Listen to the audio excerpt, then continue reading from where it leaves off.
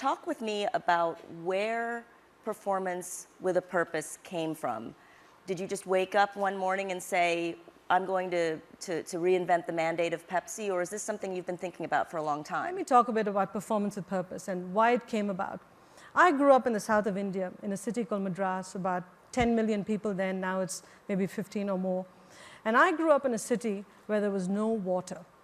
Every morning my mom would get up at 3 or 4 a.m. in the morning, and she'd wait for the taps to start releasing water because the corporation would release water from the central reservoir, and water would trickle in. And my mom would find every pot and pan to fill water in, and she'd give the kids and my dad 3 containers of water, which was your quota for the day. And you learn how to wash yourself, to clean yourself, your uniform had to be washed in it, everything with those 3 containers of water. At the same time, in the same town, the same city we lived in, I watched large corporations build plants, use a lot of water, okay? Because we liked them, they created jobs. Think about this. You can't have a large corporation using excess water in a town where there's no water to eat or drink or live. I think there's a fundamental problem with this. Okay, that's, observation 1. Observation 2, I came to the Yale School of Management in 1978. And the Yale School of Management stressed one thing in their business education then and does now. When you're running a company or part of a company, you have to focus on the shareholder. There's no question about it. But there's more to a company than just the shareholder. There's a multiplicity of stakeholders, and you've got to worry about all of them, because when you worry just about today and just the shareholder, you don't want to add costs to society that somebody else has to clean up. So that was data point number 2.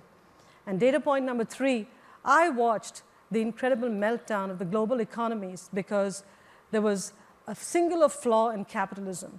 Capitalism lost its conscience. There was a maniacal focus on today. There was a maniacal focus on 24 hours out. People forgot what the consequences of each of their decisions would be for society at large, because they didn't worry about the stakeholders. They worried very narrowly about a narrow group of shareholders. So performance with purpose was born.